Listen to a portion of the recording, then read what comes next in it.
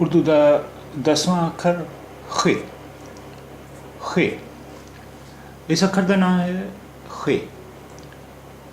इसकी आवाज़ खा वर्गी होंगी है। खे खे जदों खे दे उत्ते ज़बर है, ज़बर है, खे दे उत्ते ज़बर है, इसकी आवाज़ होंगी है खा खा खा।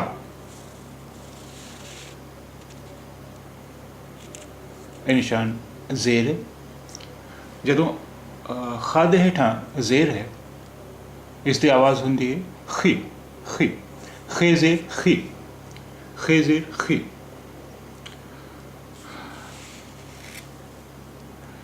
इस निशान का नाम है पेश। जदों खे पेश दे उत्ते है, इसकी आवाज़ होंगी खो खो। खे पेश खो, खे पेश खो। इत्थे खे दे बाद अलिफ है। खे अलिफ दी आवाज़ होंगी है खा। खे अलिफ खा, खे अलिफ खा, खे अलिफ खा।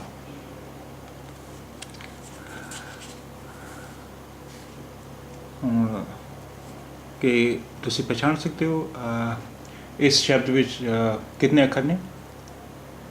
1 2 3 ते खे ते।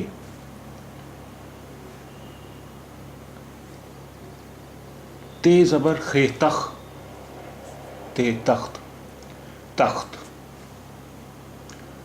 तख्त। तख्त का मतलब है तख्त, बादशाह दे बैठन दी चौकी, गद्दी, सिंघासन, लकड़ का तख्त, तख्त तख्त।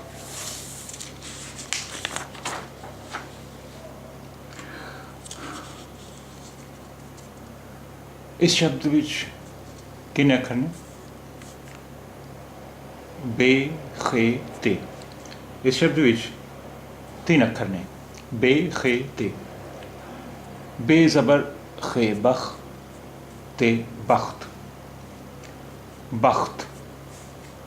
बख्त माने नसीब, किस्मत।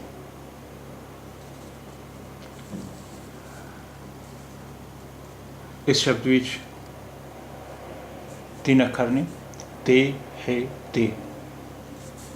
ते ज़बर है ता, ते तहत तहत। तहत माने हेठां, थल्ले थल्ले।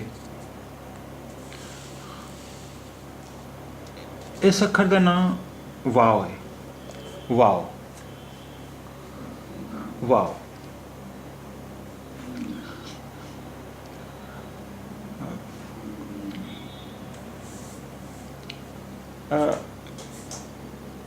इस निशान नूं वाव कहते हैं, तुसीं जानते हो।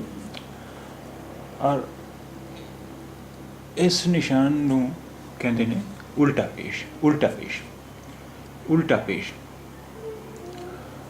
जदों वाव उत्ते उल्टा पेश है, ये किसी अखर नाल दुलैंकने का काम करता है। जब किसी अखर उत्ते पेश है, पेश उत्थे औंकड़ का काम करता है। जदों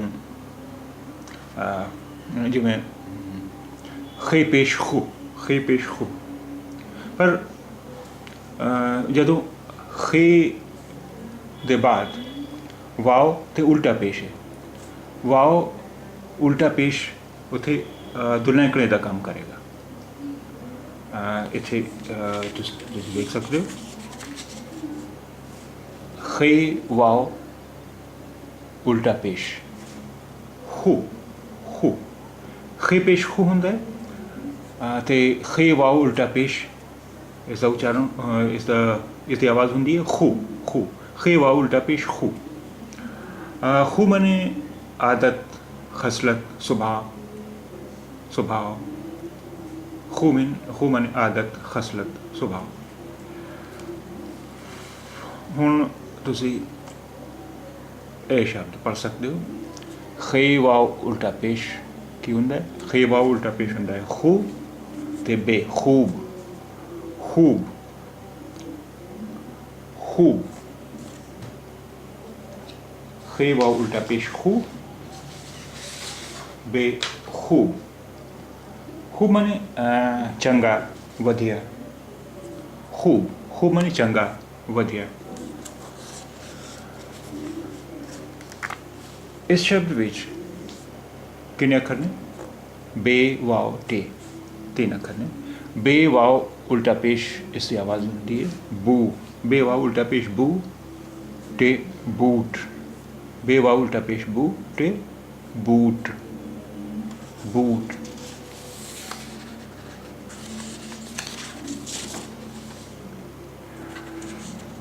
ਹੁਣ ਤੁਸੀਂ ਇਹ ਸ਼ਬਦ ਪੜ੍ਹ ਸਕਦੇ ਹੋ। ਟੇ ਵਾਓ ਉਲਟਾ ਪੇਸ਼ ਟੂ ਤੇ ਟੂਟ, ਟੂਟ। ਟੇ ਵਾਓ ਉਲਟਾ ਪੇਸ਼ ਟੂ ਤੇ ਟੂਟ। ਹੁਣ ਤੁਸੀਂ ਇਹ ਸ਼ਬਦ ਵੀ ਪੜ੍ਹ ਸਕਦੇ ਹੋ। ਜੀਮ ਵਾਓ ਉਲਟਾ ਪੇਸ਼ ਜੂ ਤੇ ਜੂਟ।